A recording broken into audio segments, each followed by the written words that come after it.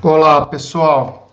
Bem-vindo à aula de descrição do movimento, na qual nós falaremos sobre a cinemática linear no esporte.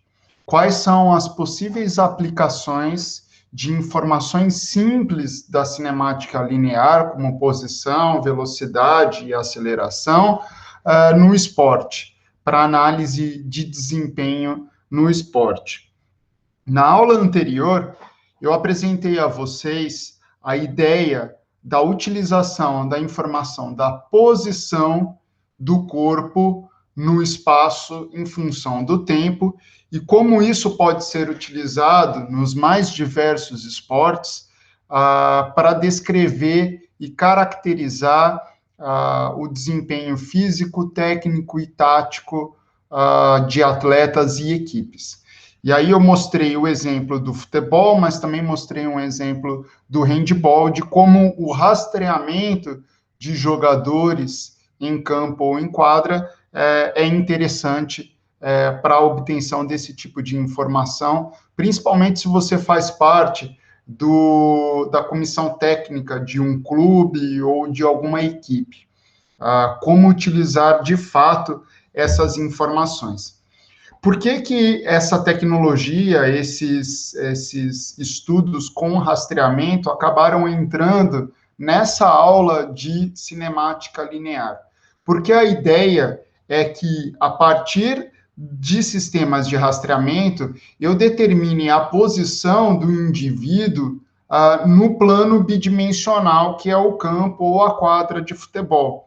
Então, vejam, nessa situação, eu não estou muito preocupado com os movimentos angulares que cada uma das articulações está fazendo. Eu assumo que o corpo humano é um ponto único e eu vejo o quanto que esse ponto único projetado no plano do campo ou no plano da quadra se desloca ao longo da partida. Então, o gráfico que eu mostrei para vocês na aula passada foi um gráfico da trajetória dos jogadores em campo, de um jogador aí no primeiro e no segundo tempo, e falei para vocês que vocês muitas vezes estão acostumados com esse tipo de representação, no entanto, na modalidade esportiva ou na prática do exercício físico que vocês estão acostumados. Então, muitas vezes vocês saem para fazer uma caminhada, uma corrida, às vezes uma pedalada, e vocês usam aplicativos de celular. E no aplicativo de celular, depois que você encerra a sua atividade, muitas vezes você consegue ter acesso ao mapa da sua trajetória, por onde você passou. Então, esse mapa é justamente essa representação do corpo como um ponto projetado no plano, né, por onde você passou e as características da sua trajetória de mudança de posição e tudo mais. Essa trajetória representa a posição do atleta ou a sua posição enquanto você pratica o exercício ao longo do tempo. E é a partir dela que nós extraímos informações extremamente relevantes para o desempenho físico, técnico e tático. Então, por exemplo, a partir dessa trajetória, na mudança de posição em função do tempo, a gente consegue calcular distância percorrida. E essa é uma informação constantemente utilizada no âmbito esportivo. Muitos profissionais da área de educação física e de esporte trabalham como analistas de desempenho em clubes, ou até mesmo como preparadores físicos, e uma das informações que eles normalmente gostam de coletar, utilizando as mais diversas ferramentas, as mais diversas tecnologias, é a distância percorrida. Especialmente sobre isso, eu apresentei a vocês uma reportagem no Globo Esporte.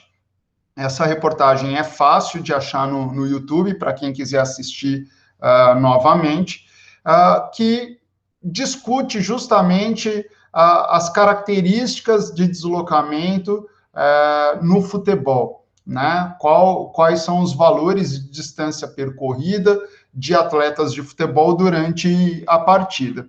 E um ponto bastante interessante dessa reportagem é que os jornalistas fazem alguns comentários a respeito da interpretação desses dados que são um pouco perigosos. Por que são perigosos esses comentários? Porque muitas vezes a informação do deslocamento que a gente obtém na cinemática linear não nos permite fazer esse tipo de inferência. Então, por exemplo, nessa reportagem, ele comenta que um jogador corre de 10 a 12 quilômetros durante uma partida. Na verdade, o jogador de futebol não corre, ele percorre essa distância, o que é muito diferente. Para a gente saber o quanto um jogador corre durante a partida, a gente precisa saber a posição, o deslocamento e a velocidade com que ele se deslocou, para a gente justamente ter uma ideia de quantos quilômetros ou quantos metros o jogador de fato correu durante a partida. Então, a gente precisa tomar esse cuidado. Distância corrida e distância percorrida são informações completamente distintas. Um outro ponto muito interessante dessa reportagem é que eles fazem a associação da distância percorrida com a capacidade de resistência do atleta. Então, em um dos casos, eles até comentam, o jogador X é o campeão da resistência. Por que ele é o campeão da resistência? Porque ele percorreu a maior distância. Pessoal, a cinemática, como eu tenho insistentemente falado a vocês, ela não se preocupa com as causas do movimento, ela simplesmente descreve o movimento a partir das suas considerações espaço-temporais. Resistência é uma informação da fisiologia, uma informação fisiológica, uma variável fisiológica. A biomecânica, a informação cinemática de distância percorrida, não nos permite fazer inferências diretas a respeito da capacidade física do indivíduo ou a resistência.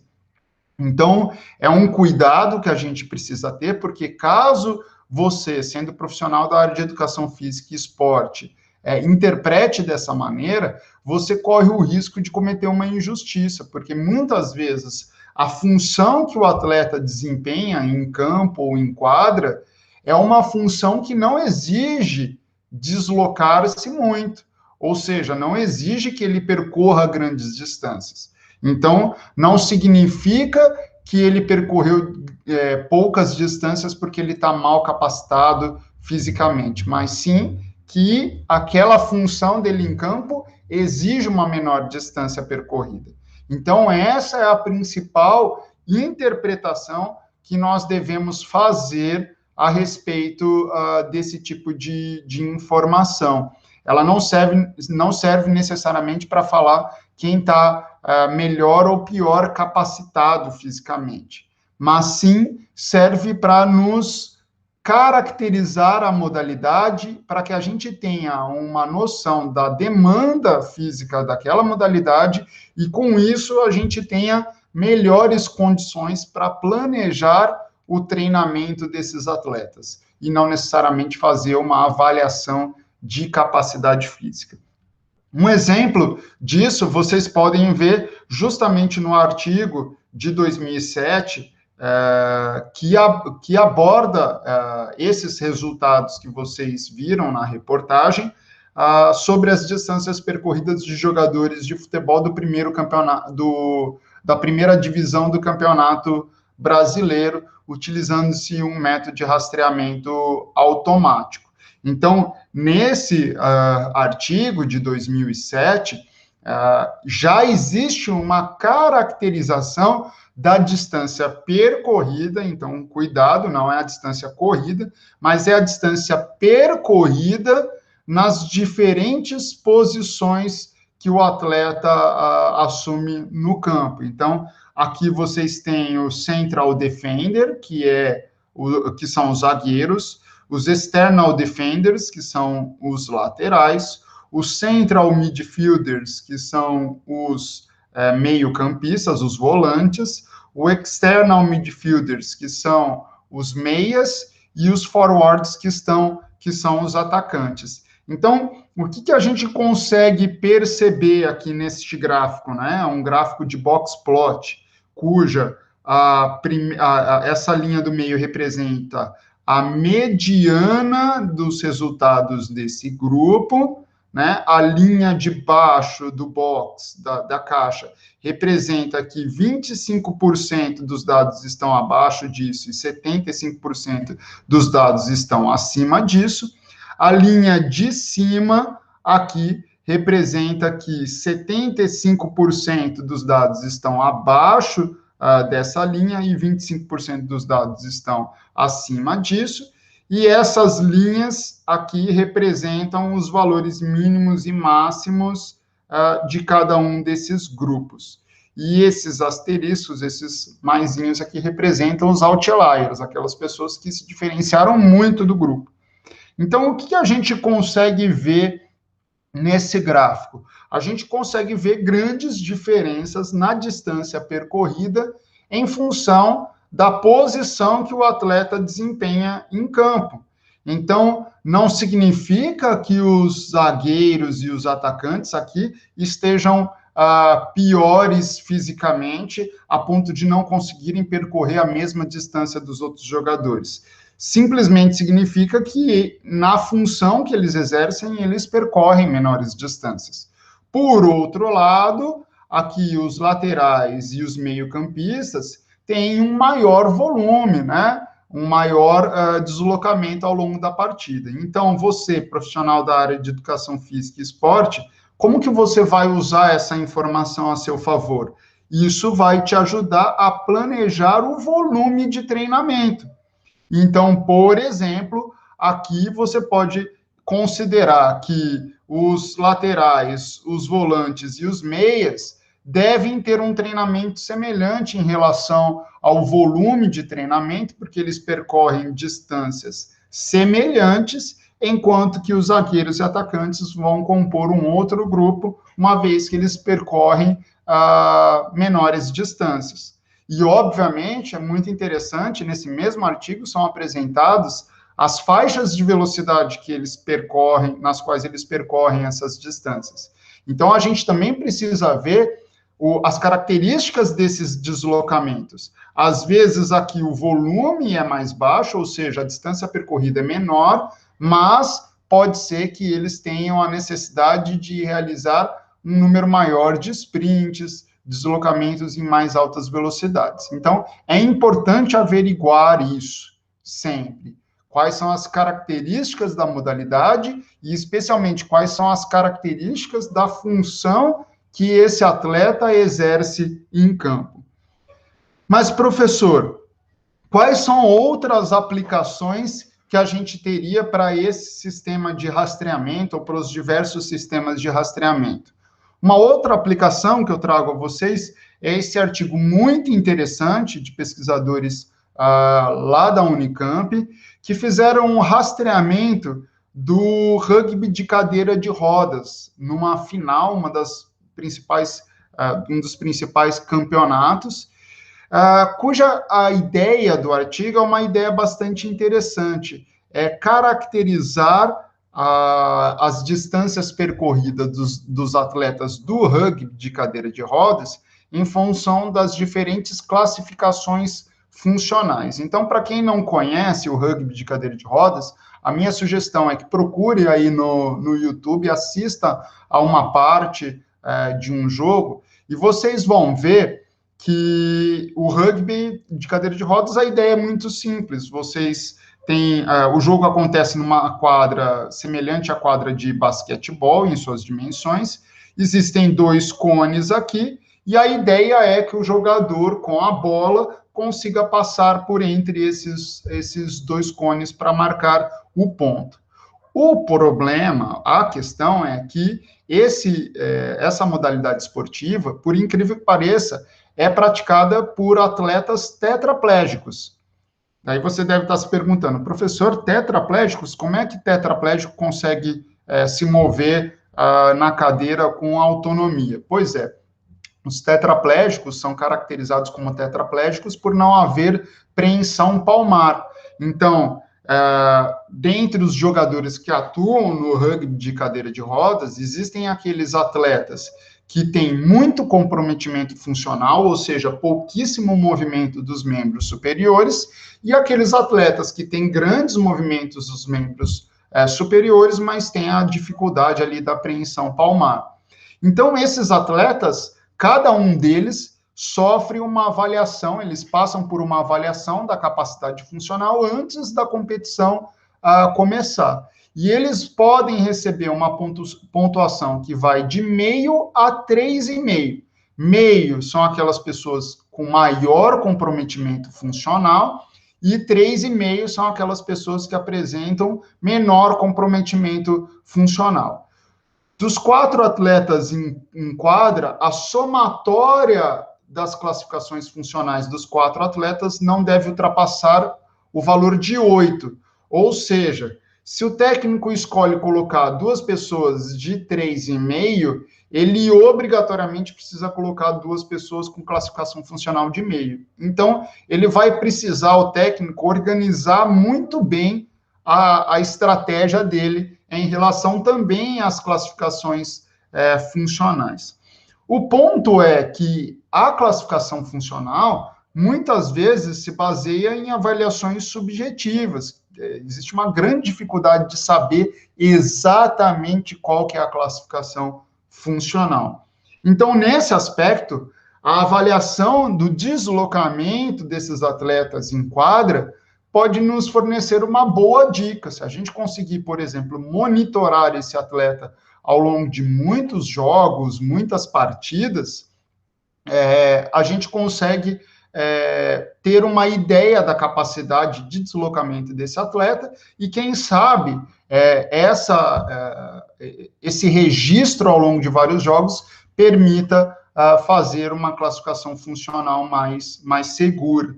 Então, só para exemplificar, nesse jogo, é óbvio que a gente está lidando aqui com apenas 2 equipes, né? Então, as características do jogo devem ser levadas em consideração, mas só por curiosidade, vejam esse caso aqui. Olha, nós temos um atleta de classificação 3,5 e outro atleta com classificação 3, ou seja, esse atleta aqui tem menor comprometimento funcional que esse, mas ambos percorreram praticamente a mesma distância.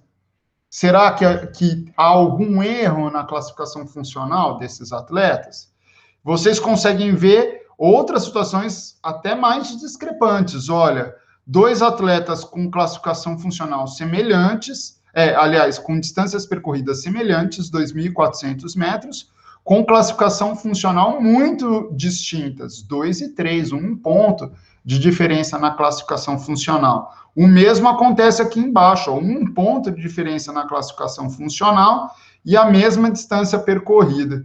E aqui, a meio ponto de diferença na classificação funcional e a mesma distância percorrida. Então, vejam a importância da aplicação dessas ideias, do rastreamento, da projeção do corpo como um todo, como se fosse um ponto único se deslocando no plano, para a gente ter uma caracterização daquela modalidade esportiva para fazer, por exemplo, um melhor planejamento do treinamento físico desses atletas. Então, como vocês puderam ver nesses exemplos de trabalho, a partir da posição, uma medida que a gente consegue extrair, se tiver variação dessa posição, é o que nós chamamos de distância percorrida, e a distância percorrida normalmente é apresentada em metros, centímetros, milímetros, e no caso desses sistemas de rastreamento, também existem alguns artigos científicos que apresentam os dados em quilômetros. A partir da posição, a gente também consegue calcular a velocidade, que representa a variação da posição em função da variação de tempo, e essa medida normalmente é apresentada em quilômetros por hora ou metros por segundo, ou seja, quantos quilômetros eu percorro em 1 hora, ou quantos metros eu percorro em 1 segundo, e a partir da variação de velocidade em função da variação do tempo, a gente também consegue calcular a aceleração, cuja unidade de medida é em metros por segundo ao quadrado. Então, certamente, em algum momento da vida de vocês, vocês devem ter visto essas equações, que velocidade é igual a ΔS por ΔT, e a aceleração é igual a ΔV por ΔT. Delta representa a variação. Então, é preciso haver variação da posição para ter algum valor significativo de velocidade, e é necessário ter variação na velocidade para ter algum valor significativo de aceleração. Especialmente sobre a velocidade, em biomecânica, existem duas maneiras de se olhar essa informação. O que nós chamamos de velocidade média e o que nós entendemos ou desejamos coletar, que é a velocidade instantânea. Para vocês entenderem as diferenças entre velocidade média e velocidade instantânea, eu gostaria de dar o seguinte exemplo. Eu sou aqui de Londrina e eu quero fazer uma viagem até Maringá, que é uma cidade vizinha aqui, cuja distância é de aproximadamente 100 quilômetros. E aí eu pego o meu carro e eu demoro 1 hora para sair de Londrina e ir até Maringá. A distância percorrida é 100 quilômetros. E o tempo que eu demorei para percorrer essa distância foi de 1 hora. Logo, a minha velocidade média nesse trajeto foi de 100 km por hora, certo? Em 1 hora eu fiz 100 km. A pergunta que eu faço é a seguinte: existe alguma garantia de que eu fiquei exatamente a 100 km por hora o tempo todo durante essa trajetória? Provavelmente não, pessoal. A representação da velocidade média não nos permite exatamente saber o que aconteceu no meio do caminho. Por exemplo, eu posso ter feito metade do caminho a 120 km por hora e outra metade do caminho ter feito a 80 km por hora. Ou seja, em nenhum grande período do trajeto eu fiquei exatamente nesse valor de velocidade média. Então, qual que é o problema da velocidade média? O problema da velocidade média é que ela não nos permite exatamente saber o que aconteceu no meio do caminho. Ela nos dá uma ideia do meu desempenho geral nesse deslocamento, mas ela não nos mostra exatamente o que está acontecendo no meio do caminho.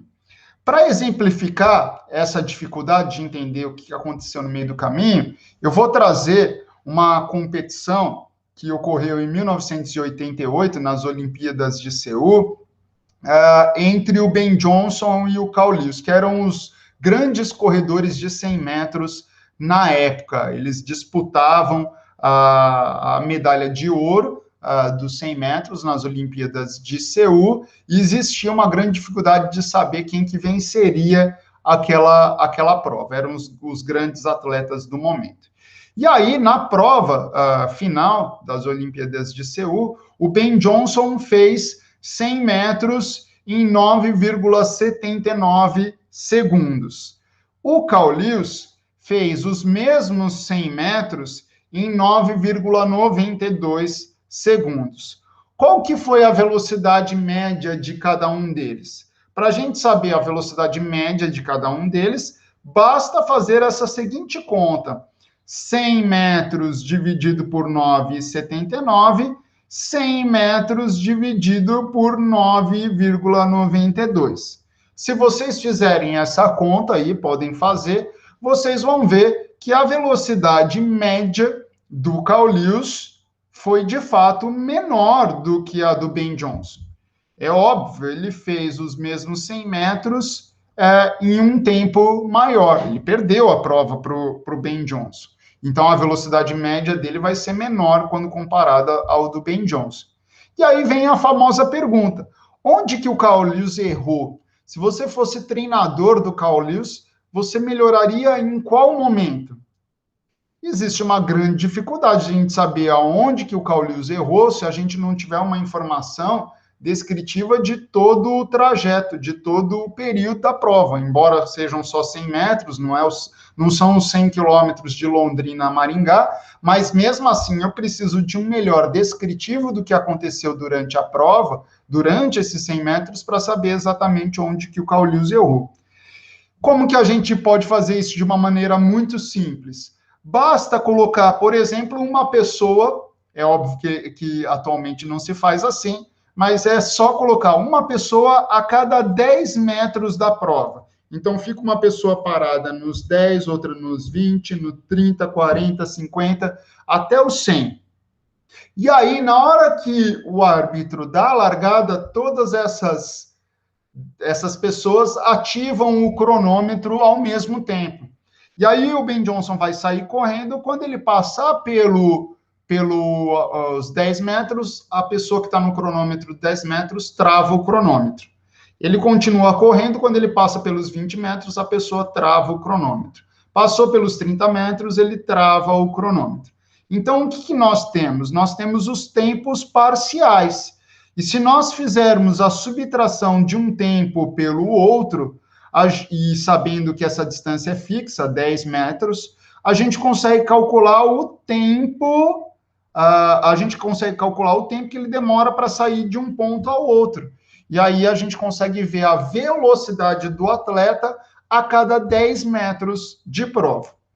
Então, quais são outros fatores que podem interferir aí na velocidade, né, e no tempo da prova? A velocidade do vento, então o vento estava a favor de todo mundo, 1,1 metros por segundo, e o tempo de reação, pelo menos entre esses dois atletas, não foi muito discrepante. Então, aparentemente, não é o tempo de reação que está mudando aí a capacidade do indivíduo de ganhar a prova. Está influenciando a capacidade do indivíduo ganhar a prova. E esse aqui foi o terceiro colocado, tá? Então, quando a gente olha esse gráfico da velocidade a cada 10 metros desses atletas, eu já começo a ter melhores informações a respeito do desempenho deles. Muito melhor do que a velocidade média, que vai me falar somente o desempenho geral. A cada 10 metros, eu consigo ter uma boa visão do que aconteceu durante a prova. E um ponto interessante é que a gente olha aqui que os dois atletas, o primeiro e o segundo colocado, eles atingiram velocidades máximas durante a prova muito semelhantes. Ou seja, o Carl Lewis não perdeu na capacidade dele em atingir a velocidade máxima nos 100 metros da prova. Mais interessante ainda é que o Carl Lewis, ele termina a prova numa velocidade maior do que o Ben Johnson, mas mesmo assim ele perdeu a prova. Então, diante dessa circunstância, o que a gente consegue interpretar desses dados? Que provavelmente a diferença entre os dois atletas é justamente no começo da prova.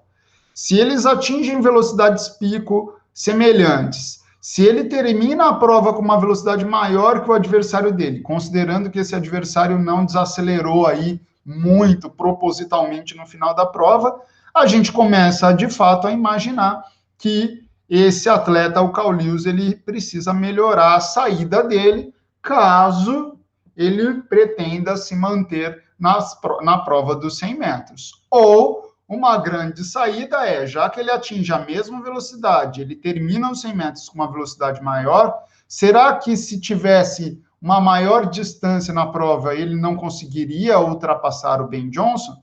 Então, o Carl Lewis, que era também corredor, aliás, principalmente corredor de 200 metros, certamente o profissional de educação física e de esporte tem que ter essa capacidade de visualizar o resultado e falar, olha, como a saída dele não é muito boa, mas o meio e o final é muito bom, quem sabe a gente não deva migrar ele para os 200 metros, onde ele provavelmente vai conseguir recuperar essa discrepância que ele tem no início da prova.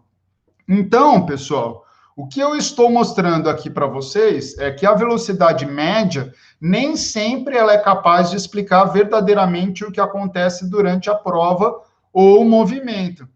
E aí, o que a gente fez nessa exemplificação? A gente simulou o que seriam velocidades instantâneas. Eu coloquei até entre aspas aí, porque, na verdade, continua sendo uma velocidade média num trecho menor de 10 metros. Mas, ainda assim, é uma representação, uma subrepresentação muito mais interessante do que a prova como um todo. Mas, então, essa simulação dessas velocidades instantâneas a cada 10 metros nos dão uma explicação melhor de qual momento há diferenças entre os corredores. Então, onde que o Carl Lewis errou, principalmente no início da prova, onde o Ben Johnson atingiu uma velocidade maior. Então, nesse caso, vocês conseguem ver a importância da gente ter uma descrição do movimento em função do tempo, e não simplesmente um desempenho geral. Então, o que está acontecendo a cada instante de tempo é uma informação muito mais interessante para quem trabalha com esses atletas e com esses corredores. Então, o que eu estou querendo dizer com a velocidade instantânea? A ideia da velocidade instantânea, pessoal, é como se a gente fosse reduzindo cada vez mais esse registro do deslocamento e do tempo que o indivíduo demora para se deslocar. Então, eu peguei lá os 100 metros, eu dividi os 100 metros em pessoas de 10 em 10 metros. Agora, imagina que eu divida e coloque uma pessoa, uma estação a cada 1 metro, ou seja, eu tenho uma informação mais detalhada. Agora, imagine que eu diminua ainda mais, coloque uma pessoa a cada 10 centímetros. Nossa, eu tenho muitas informações, quase que instantâneas, não é? Agora, imagine que ao invés de 10 centímetros, eu coloque 1 centímetro, 1 milímetro. Ou seja, vai chegar um determinado momento que eu vou diminuir tanto a distância onde eu registro esse tempo, que eu vou ter o que nós chamamos de velocidade instantânea, como se fosse a velocidade, é o registro da velocidade a cada pequeno instante de tempo. Tudo bem? Em cálculo, isso é definido também por meio da trigonometria. Uma das formas de se representar é essa. Então, imagine que eu tenho um gráfico aqui, ó, da posição do atleta em função do tempo. Quanto maior for a variação da posição e menor for o tempo, maior é a velocidade. Então, quem vai definir, ou seja, ó, variei aqui a posição em função do tempo, quem vai definir onde que essa velocidade é maior é justamente a inclinação desta reta. Se eu tenho uma grande inclinação, significa que eu percorro longas distâncias num curto intervalo de tempo. Se a inclinação dessa curva é quase na horizontal, significa que eu não estou variando quase nada a minha distância e ainda demoro muito tempo para variar essa distância. Então, a velocidade é baixa. Então, quem define a velocidade é justamente a inclinação dessa curva. E a inclinação dessa curva nada mais é do que a tangente deste triângulo retângulo. Por quê? Porque tangente é cateto oposto dividido pelo cateto adjacente. Quem que é o cateto oposto? Variação na posição. Quem que é o cateto adjacente? Variação no tempo. Variação na posição dividido pela variação no tempo é velocidade.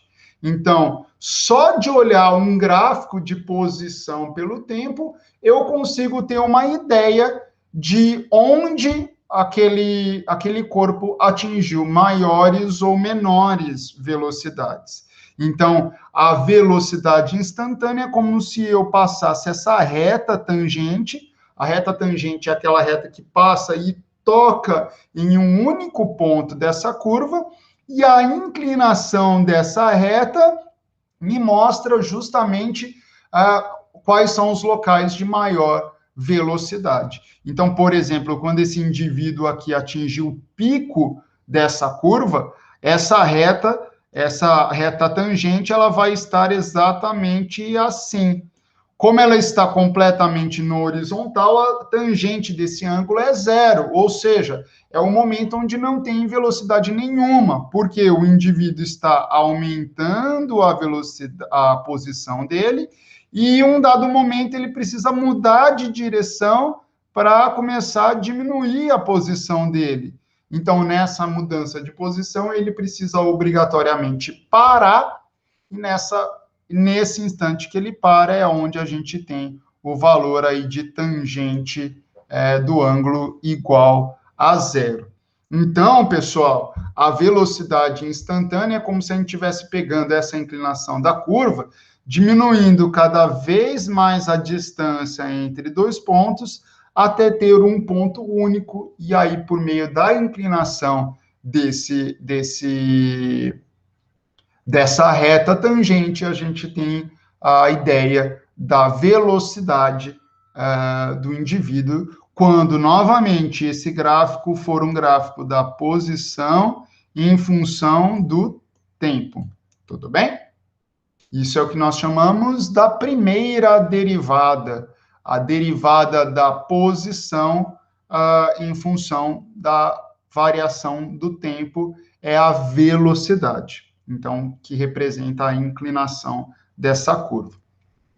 Para fins de comparação e trazer algo mais novo para vocês, eu trago aí a corrida do Bolt de 100 metros nas Olimpíadas de Beijing, que ele foi o recordista, né? Bateu o recorde olímpico nos 100 metros. E aí eu faço uma simples brincadeira, não que eles tenham corrido juntos, óbvio, mas eu faço uma simples brincadeira entre o Bolt, o Ben Johnson e o Carl Lewis.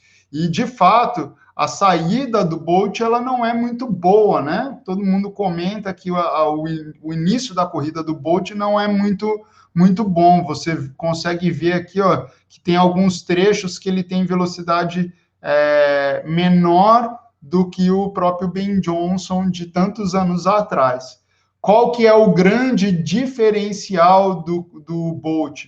Além de conseguir atingir uma velocidade máxima durante a prova maior, ele consegue manter essa velocidade por muito tempo. E essa desaceleração dele aqui, essa redução na velocidade, nos últimos 10 metros, acontece porque ele já viu que já tinha ganhado a prova de longe. Então, muitas vezes a gente tem a sensação, durante a prova, de que o cara está aumentando a velocidade dele nos metros finais. Não. No caso do Bolt, ele mantém enquanto todos os seus adversários diminuem a velocidade. Então, dá essa sensação de que ele está aumentando a velocidade dele, mas não é o que acontece. Então, a gente começa aí a fazer algumas informações, consegue coletar algumas informações relativamente simples a partir da análise do vídeo do Bolt, né? Então, ele cumpriu ali os 100 metros em 9,69 segundos, depois ele conseguiu até baixar mais ainda esse tempo, se eu não me engano, em 9,58 segundos, e ele fez essa prova em 41 passos. Essa é uma reportagem que foi na época para a Veja. Eles estão representando aqui o tamanho médio da passada, mas não é passado, isso aqui é passo, tá bom? A distância entre esses dois pontos é o comprimento do passo. E o comprimento dele era cerca de 22 centímetros maior do que o seu segundo colocado, o adversário dele. Então, em média, ele tinha 20 centímetros a mais de comprimento de passo. E com isso, pessoal, a gente consegue fazer algumas inferências interessantes, né? Então, como eu disse ali no slide anterior, essa reportagem mostrou quais são as características, o diferencial do Bolt em relação aos adversários. Então, primeiro, ele atinge uma velocidade máxima bem maior do que os adversários, ele consegue manter por quase 30 metros a velocidade dele, e só aí ele vai começar a reduzir a velocidade, algo que a maioria dos seus concorrentes já começa a apresentar entre os 60 e 70 metros. Então, isso permitiu a ele que ele tivesse uma vantagem de quase 4 metros no fim da prova. Quando ele estava passando pela linha de chegada, os adversários dele estavam a 4 metros dele. Então, alguns resultados interessantes aí, né? Qual que é a velocidade média dele? 10,32. A velocidade máxima que ele atingiu na prova foi de 12,2 metros por segundo. E aí vem uma medida interessante, que é a medida de frequência de passo, também conhecido como cadência.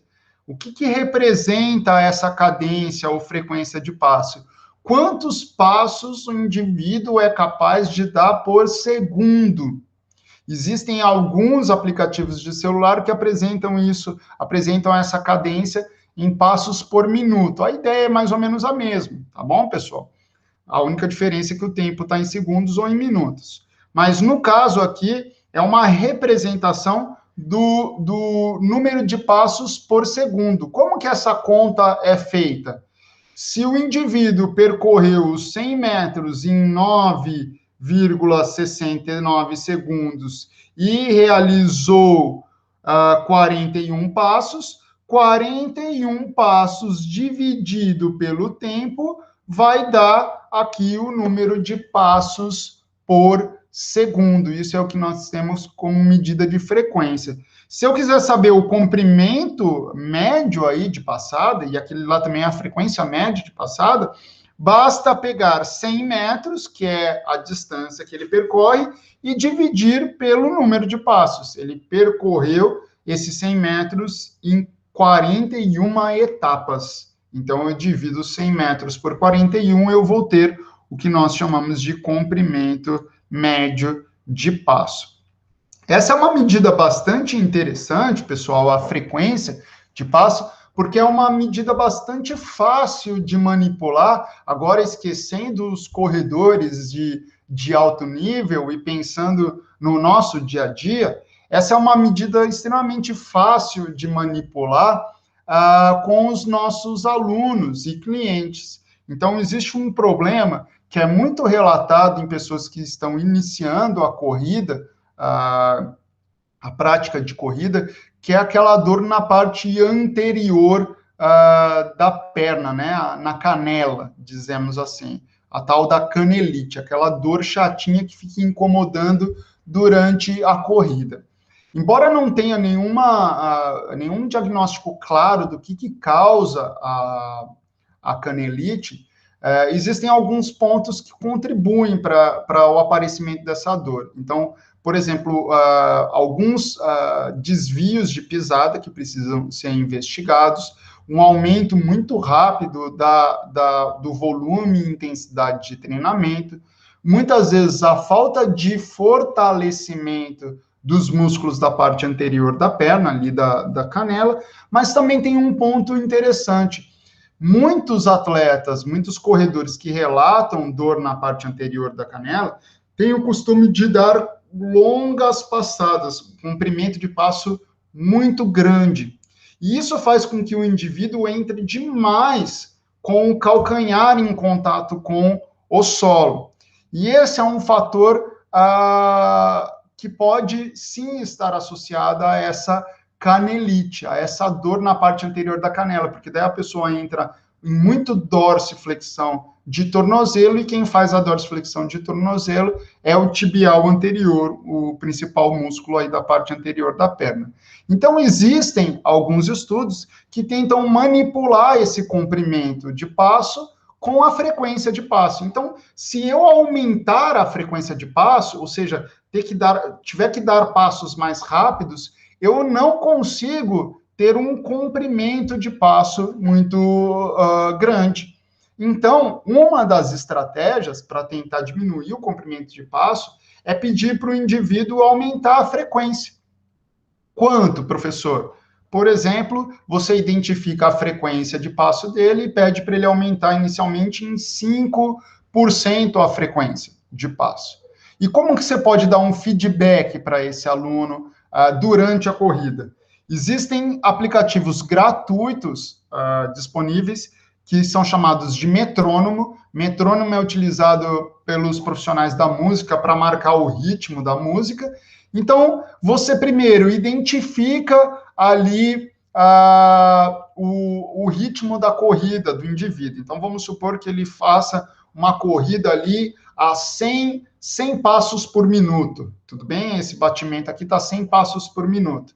Você quer aumentar em 5%, você coloca as batidas em 105 batimentos por minuto e deixa o cara ouvir, e ele, a cada batida, ele precisa estar entrando em contato do pé com o solo. É uma maneira de você manipular, e já existem estudos na literatura que mostram a capacidade de redução da rigidez da perna, do pico de impacto com o solo, quando eu manipulo justamente essa frequência de passada. Então, deixo aí a sugestão a vocês da leitura desse artigo, que faz justamente uma revisão sistemática da influência da frequência e comprimento de passada na mecânica da corrida.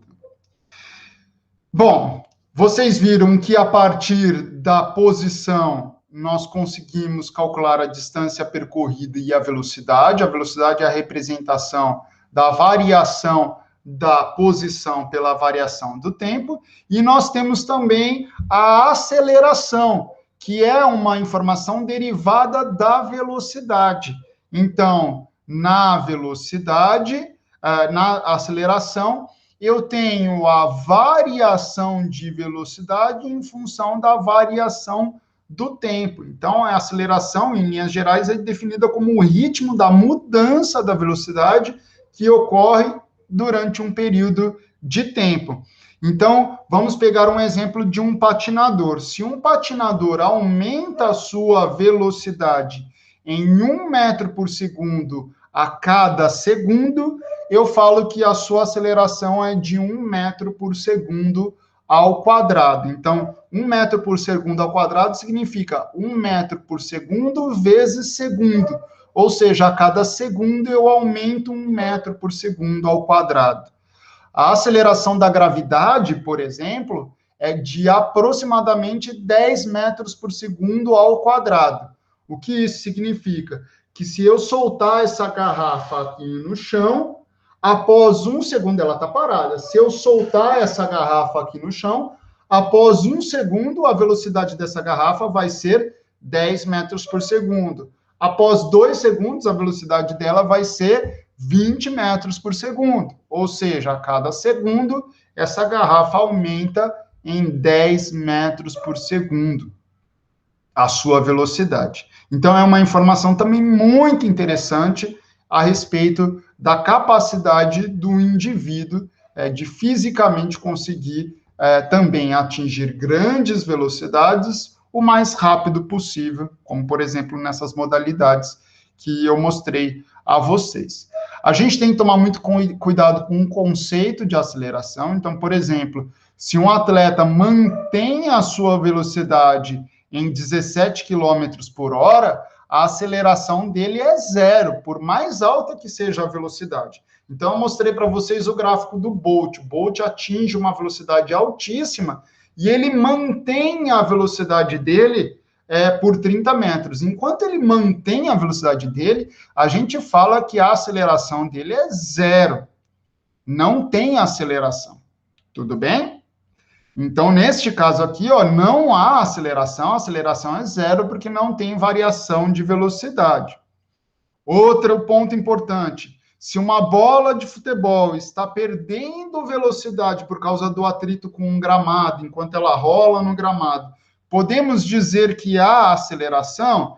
Sim, há uma variação de velocidade, não é? A bola está com uma velocidade mais alta e ela vai perdendo velocidade ao longo do tempo. Logo, ela está desacelerando ou tem uma aceleração negativa, né? Então, aquela história de que o narrador fala que a bola quica no gramado e ganha velocidade é impossível para a física, não tem como. Ao entrar em contato com o gramado, por conta do atrito, ela sempre vai perder velocidade. A partir do momento que a bola sai do pé do cara que chutou, a bola está em constante resistência do ar, então ela está perdendo velocidade o tempo todo. Então, a aceleração da bola, logo depois que sai do pé do chutador, vai ser sempre uma aceleração negativa, porque ela está perdendo a velocidade dela. Então, a mensagem que eu deixo para casa, para vocês, é que dados de rastreamento podem fornecer informações extremamente importantes a respeito das demandas físicas, técnicas e táticas de diversas modalidades esportivas. Eu mostrei o exemplo aqui do futebol, do rugby, de cadeira de rodas, mas existem muitos estudos para handebol, para basquete, para tênis e para as mais diversas modalidades esportivas. Então, o conceito que está por trás disso é um conceito de cinemática linear, independente do implemento utilizado para coletar esses dados. E eu mostrei para vocês aí alguns exemplos de como a utilização de equipamentos relativamente simples, como trena, cronômetro, aplicativos que medem posição, velocidade, aplicativos que medem ritmo, podem ser excelentes instrumentos para uma análise cinemática linear do movimento humano. Muito obrigado pela atenção de vocês. Até a próxima.